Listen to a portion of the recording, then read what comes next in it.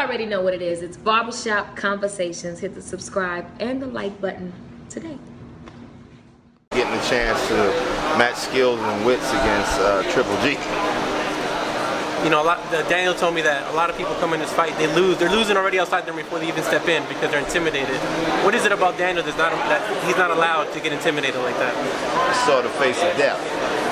That's why. He saw the face of death. He fought the hardest fight he could ever have fought against cancer. And I can say this a million times and I say it 1,000,001. You never know the person you are until you're meeting the Grim Reaper. And you punch him in the face and keep walking.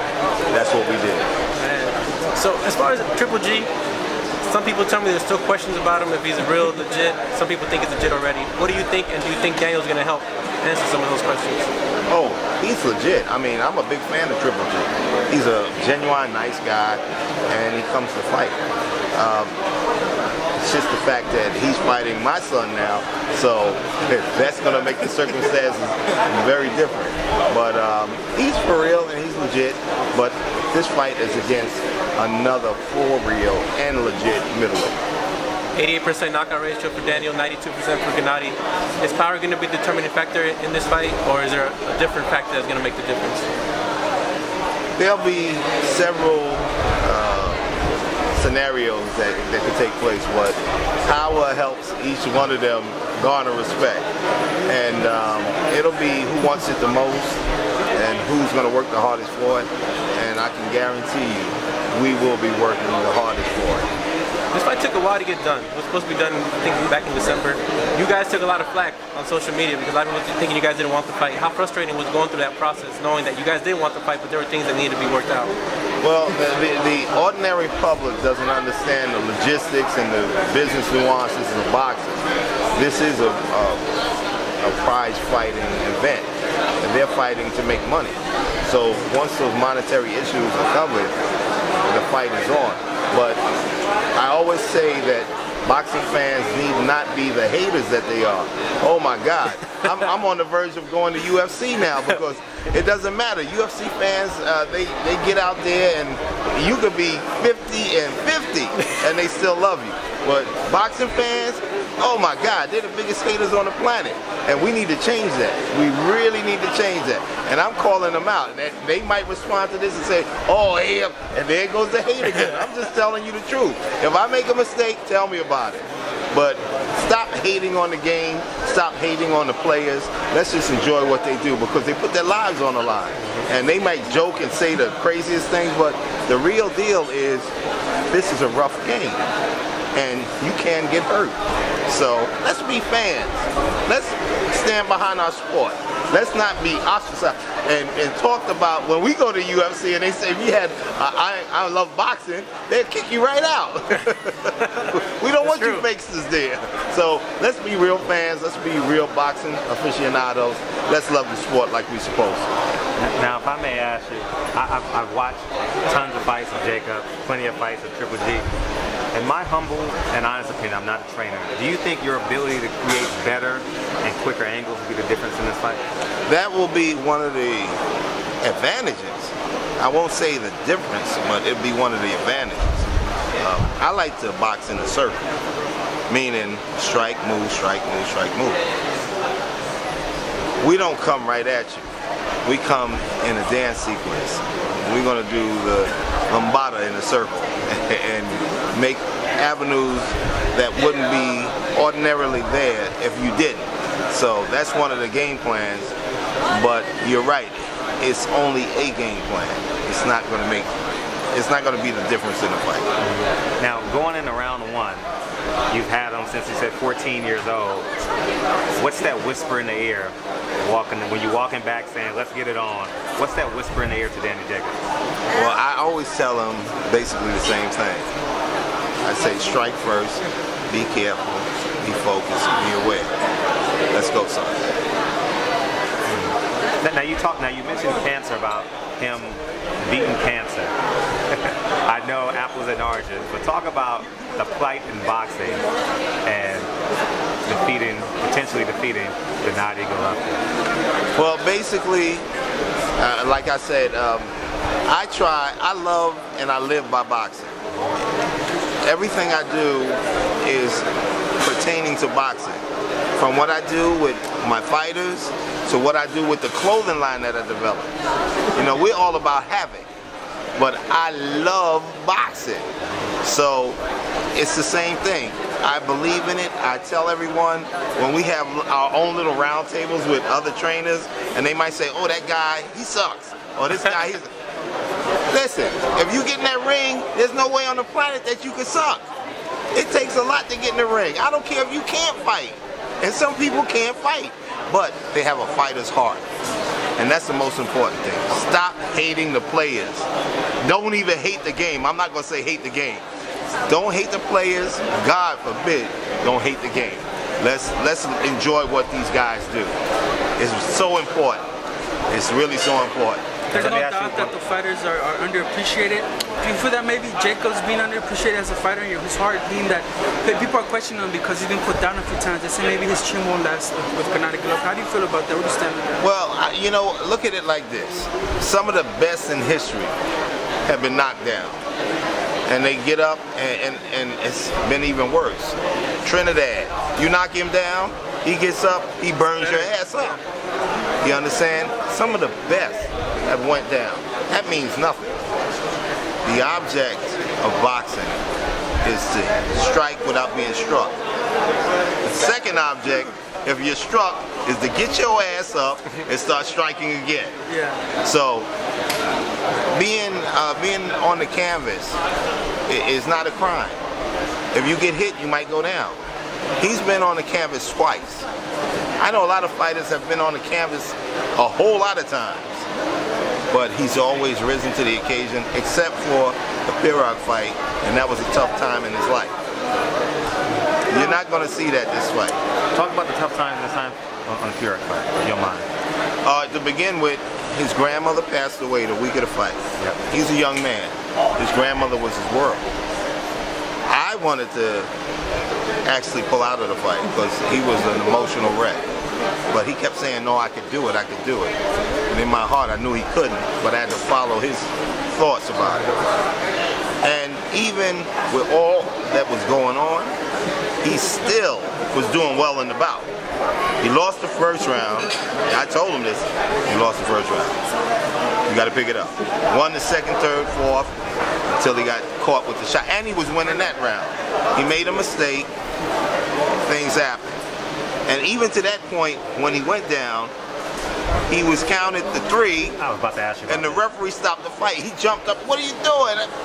I didn't know what he was doing either. At least count to 10. He's down there. I mean, it was just a bad time, literally a bad time. And we put that in our past. He's rose to the occasion. He was the underdog against Kid Chocolate. I quite honestly, fellas, I didn't tell him to go out there and crush him like that. I just wanted him to work, and we take it one step at a time. But on our way out, he told me, he said, Andre, I'm going to knock him out. So I said, okay, knock him out, but be careful. Well, he went out and knocked him out. I know I walked into this conversation a couple of minutes into it, but can you clarify the Virgil Hunter's assistance in this corner? I know he's been mentioning that he was going to have some kind of role in Danny's camp or input. I don't know if this come fight time. Well, let me begin by telling you that Virgil and I have known each other for over 20 years. I'm going to give you some history about what's been going on. Curtis Stevens and Andre Ward fought in the Silver Gloves tournament, which is a tournament for 10 to 15-year-olds, when Curtis was 10 and Andre was 11. That's when I first met Virgil. And Virgil came up to me, because Curtis had just knocked out his opponent, and Andre knocked out his, and he said, my guy is going to knock out your guy. So I said, hey, listen, win, lose, or draw, there's not going to be any knockout. And if there is, you better watch yourself, because that little dude right there knocks out babies. So they fought a great fight. It was a fantastic time. Curtis lost a 3-2 decision, but at that point, we became family. Virgil's a big brother to me. I speak to him quite often. We talk about boxing, we talk about life, we talk about spirituality, we speak about everything. everything. He's family, and I said, you know what, big bruh, because that's what I call him. I don't call him Virgil, I call him big bruh. I said, big bruh, it'd be nice to come out there and work in that environment because I know he's a no-nonsense type of guy, literally. So he said, yeah, that'd be great. So we worked it out, and he's going to be keeping an eye on me because I'm his little bruh. But our goal is to make sure Danny wins, and it's my job to do that. I just happen to have a wonderful family dynamic which helps. And did you have a game plan for Triple G yet, or are you still studying him? Yeah, I have a game plan. Punch, punch, punch. Have you ever seen anyone land on him big? Actually, yeah, I did. Actually, Curtis caught him with a few shots. He did do good against him, you're right? Curtis hit him with a hook one time, and I saw him do that stutter step for that quick second, and then I was looking at it again, and Roy said, he hurt him that time. He hurt him, but he never followed up. Even when Curtis got knocked down, Gennady followed up. He hit him with one shot, and then he followed again. When guys are tough like that, you can't stop. I mean, all the credit in the world to Gennady for that fight. He respected Curtis like I've never seen him respect any other fighter before. Even Lemieux, he sort of had his way with Lemieux, but with Curtis, I was like, listen, he's gonna come out you in this first round like gangbusters. I don't know what I was watching because I was like, are these guys gonna fight or what?